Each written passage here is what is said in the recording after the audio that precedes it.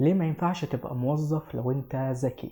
وانا النهارده جاي اقول لك هتعمل ايه لو انت حد المايند سيت بتاعته عاليه وذكي. ايه اللي انت ممكن تعمله غير ان انت تبقى موظف لو انت فعلا ذكي؟ خليني بس في الاول افهمك كم نقطه صغيرين خالص. لا، دلوقتي اي شركه في الكون بتبقى مكونه من 4 فئات. اول فئه في الاربعه وهي طبعا صاحب البيزنس او صاحب الشركه، وده طبعا اللي بيبقى رئيس المكان واللي بيدخل له اكبر عائد. انت متخيل؟ ركز معايا، اكبر عائد لان هو المالك. تاني فئة معانا وهم اللي بيديروا المكان نفسه، يعني مش شرط يكون صاحب المكان هو اللي بيديره، لا ساعات بيشغل مدير يدير المكان، فدي تاني فئة بترأس المكان، وده طبعا بياخد فلوس اكتر بكتير ولكن ما بتوصلش للفلوس اللي بياخدها المالك. تالت فئة معانا وهي المشرفين او الناس اللي بتشرف على العمال. وفئة المشرفين اللي هم بيشرفوا على الموظفين هم بياخدوا فلوس ولكن ما بتوصلش للفلوس اللي بياخدها المدير او المالك، وفي نفس الوقت برضه مش قليلة زي الفلوس اللي بياخدها الموظف.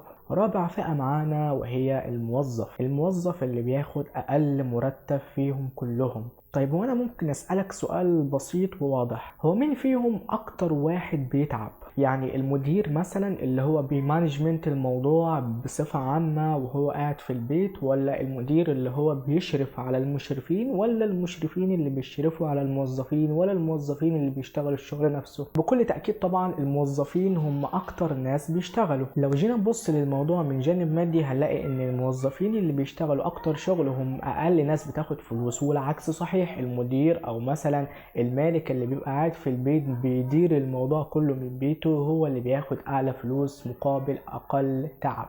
طيب بحسبة بسيطة، انت دلوقتي حد ذكي، فليه انت ما تشتغلش موظف؟ وليه انا بقولك ما تشتغلش موظف لو انت حد ذكي؟ قبل ما اقولك ليه ما تشتغلش موظف لو انت حد ذكي، محتاجك تجاوبني على سؤال واحد. انت كشاب بتطلع تشتغل على الحياة، هنقول ان انت بتشتغل من 20 سنة لحد المعاش 40 سنة. لو انت مثلا شغال حكومي او شغال في اي حاجة يا عم، تشتغل لحد 60 سنة. من 20 ل 60 سنة فانت حرفيا بتشتغل 40 سنة. طيب ال 40 سنة دول لو جينا بحسبة بسيطة، لو اليومية بتاعتك حاليا في الوقت الحالي في 2026، في بداية 2026، لو اليومية بتاعتك عاملة 300 جنيه، وعلى فكرة 300 جنيه مش موجودة حاليا، يبقى الشهر بتاعك عامل 9000 جنيه، يعني السنة معاك ب108 ألف. فانت متخيل ان انت في السنة بتعمل 108 ألف صافي. طبعا انت ما اكلتش وما شربتش وما نمتش وما اشتريتش بيت وما اشتريتش اي حاجة، ده هو صافي 108.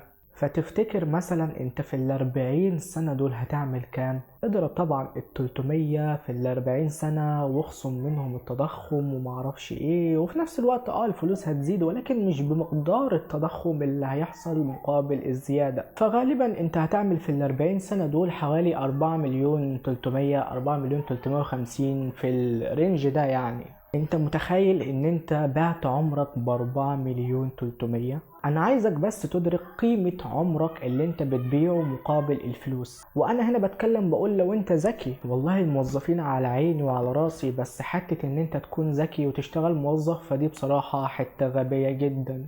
يعني تخيل انت عمرك اللي ربنا اداهولك، انت عملت في ال40 سنة 4,300,000، ده بافتراض ان انت ما صرفتش اي حاجة، وطبعا المرتب هيزيد بنفس، مثلا هنقول بنفس يا عم نسبة التضخم. يعني انت حرفيا ما عملتش حاجة، اللي هتعملهم دلوقتي ال 300 جنيه اللي انت هتعملها في اليوم يا دوب بتكفيك لاخر اليوم. لو انت بتشرب سجاير فخلاص هي بتخلص منك اصلا لو بتشرب لك علبة سجاير في اليوم. طيب لو انت شخص ذكي، ايه يخليك تروح تشتغل موظف في مكان يبقى فيه عليك مشرفين وعليك مدير وعليك كمان صاحب مكان، كل ده بيضغط عليك وفي الاخر عبارة عن ملاليم؟ ليه انت مثلا ما تروحش تفتح بيزنس خاص بيك؟ هتقولي والله انا مش معايا الفلوس اللي انا افتح بيها بيزنس، وبعد كده ما هو انا لازم اشتغل في الاول عشان يبقى عندي فلوس افتح بيها بيزنس. انت ممكن تروح تتعلم مهارة او لغة وتشتغل كول سنتر مثلا، او تسافر بيها بره، او يا عم على الاقل تأسس شركة حتى لو اونلاين، او يا عم حتى لو هتشتغل في التجارة الالكترونية.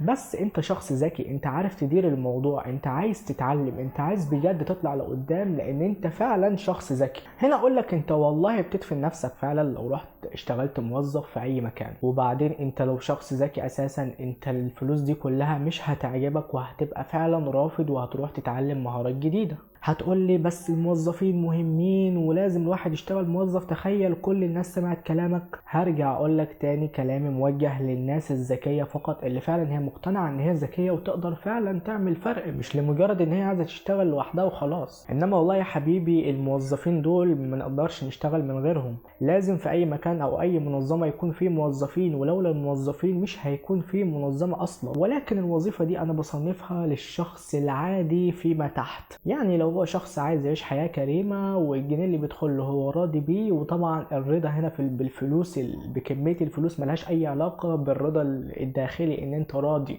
ما هو انت ما تبقاش غبي وتاخد 300 جنيه في اليوم وتقول لا والله انا راضي باللي ربنا كاتبهولي وما طورش من نفسي وما اشتغلش وما راحش، ده اسمه غباء ما اسمهوش رضا. انا عايزك ما ترضاش بالقليل وتطمع في الكبير، ويكون عندك اليقين والشغل وتبذل المجهود ان انت توصل للحاجة دي. حتة ان انت تسيب نفسك على القليل دي والله مش رضا، لا معلش انت كده غبي. فحاول تلاقي نفسك لو انت ذكي وتبدأ شغلك الخاص بيك. فحاول تلاقي نفسك لو انت ذكي وتتعلم لك اي مهارة او تشتغل في الديجيتال ماركتينج مثلا، او تفتح لك اي براند، او تدخل في مجال الصناعة، حتى لو هتدخل بمبالغ بسيطة. وصدقني رأس المال مش دايما بيكون هو السبب لنجاح المشروع، ساعات وأوقات كتير بتكون دماغك وعقليتك هي السبب، بل بنسبة 90% أصلا أنت اللي بتكون سبب في النجاح مش مجرد الفلوس. فلك أن تتخيل أنك رحت أخدت كورس ألماني واشتغلت ب30,000 جنيه. ما أنت هتقول لي يا محمد ما هو أنا اشتغلت موظف، أنت عملت إيه؟ ما هو أنا في الآخر اشتغلت موظف برضه في شركة كول سنتر وباخد 30,000 جنيه. هقولك ما انت ما تبقاش غبي برضه، ما هي فرصة زي ان انت تاخد مبلغ مقابل قيمة، دي حاجة، وحتة ان انت تاخد مبلغ صغير وانت تفكيرك والمايند سيت بتاعتك عالية دي حتة تانية خالص. يعني لو انت واحد متعلم وشغال كول سنتر كموظف، انت استمر في الموضوع بس ما تستمرش فيه الى ما لا نهاية. هو ممكن يدخلك 30,000 جنيه في الشهر، لكن انت بدماغك ممكن تخلي الموضوع يدخل ملايين. ممكن تسيب الشغلانة دي وتروح طبعا تشتغل مترجم في ولاية في امريكا، او تدخل على مواقع العمل الحرة وتعمل اضعاف 30,000 اللي بتعملهم. بس كل ده لما تغير المايند سيت بتاعتك، لما تبقى مقتنع فعلا انك انت تقدر تصنع تغيير، مش لمجرد انا واحد عايز فلوس وخلاص من الهوا، وانا ما يهمنيش اي حاجة، وانا بشتغل في اي حاجة وخلاص حتى لو انا عندي افكار. ما تبيعش عمرك مقابل الفلوس، بلاش تبيع عمرك مقابل الفلوس.